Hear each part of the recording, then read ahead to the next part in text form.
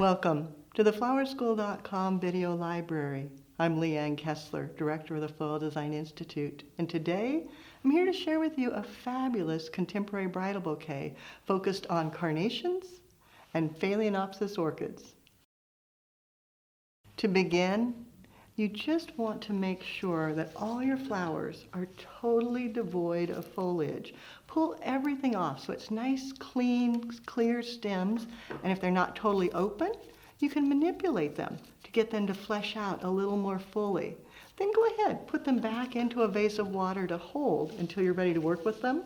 The orchid, nothing to do but make sure that it's hydrated. And then ruscus, again, removing all the lower foliage so that all you have is the nice bare stems to work with. The base of the bouquet is nothing more than a simple hand tie done spiral style with the carnations. Now the antique carnations with their beautiful bicolor faces are just amazing. There's so many great colors to choose from now that carnations are back in style. I love, love, love this hue. Just gathering them in your hand, getting a cluster, making sure it's precise. That's the magic of this contemporary design, is its geometry is perfect. There's not ups and downs, it's just a nice smooth surface. Then as you add a flower, add the head to one side, stem to the other, give it a turn, head, turn. If they start to slip, pull them back up so that they keep that geometry going. It's perfectly fine to add more than one at a time, as long as you make sure their heads still go with the flow. Give it a turn. Making sure that it stays very, very round. If it starts looking oval or lopsided, then you know you need to add flowers on the other side to balance it. Turning. As they slip, tug them back up.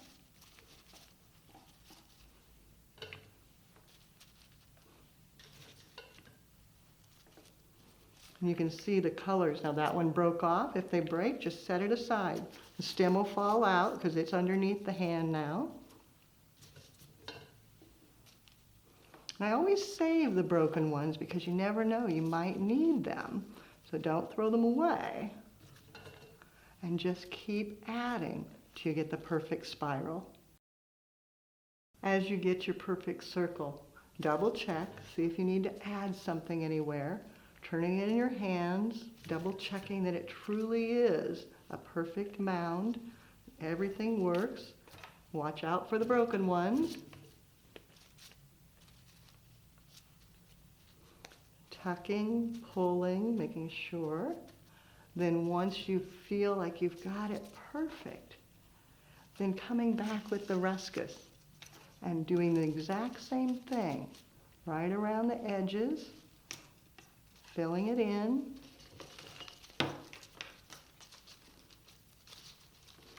And this gives a nice supporting collar so that it protects the stems of the carnations. Adds a little bit of beauty, contrast color.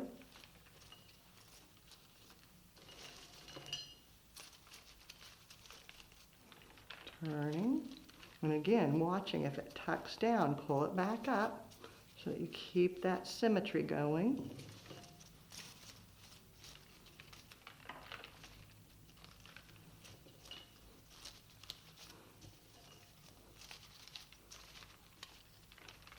Double check that you've got solid placement all the way around. Do one last check on your carnations. Tugging.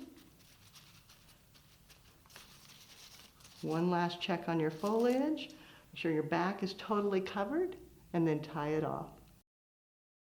Once you have it tied off and the stems cut down, you can set it in a vase of water to hold while you continue working, and also to hold until the wetting.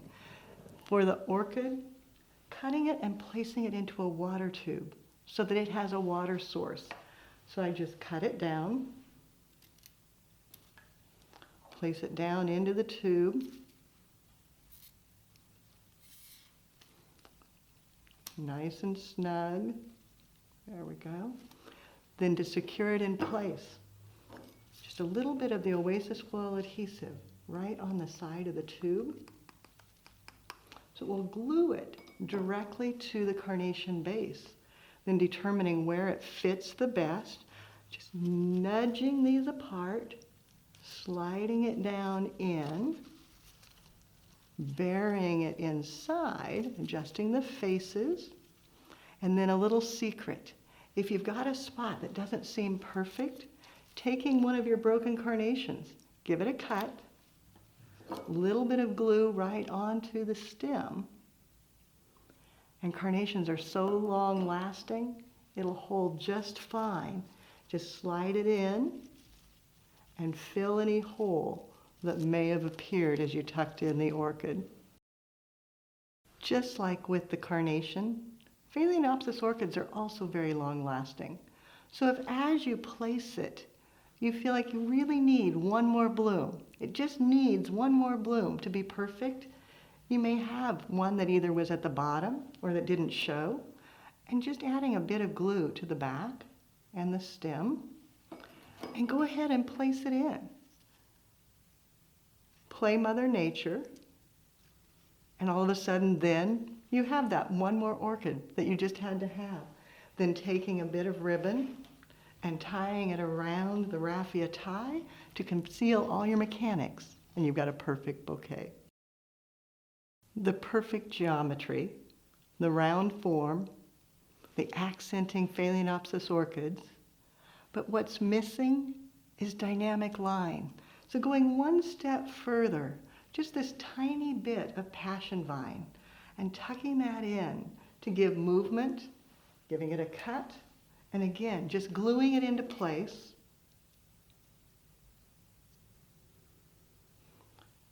Down into the body of the bouquet,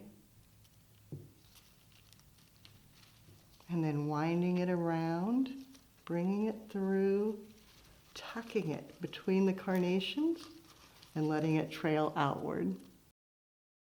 The simple carnation, done in a classic round hand tie, but so fabulous for the contemporary bride. When you update it with orchids and passion vine, how fabulous is that? For more creative inspiration, check out the website, flowerschool.com. If you have questions, you can reach us through there or pick up the telephone at 503-223-8089. And of course, I'd love to see what you create.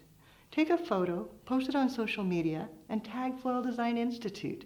That way we all can see what you create as you do something you love.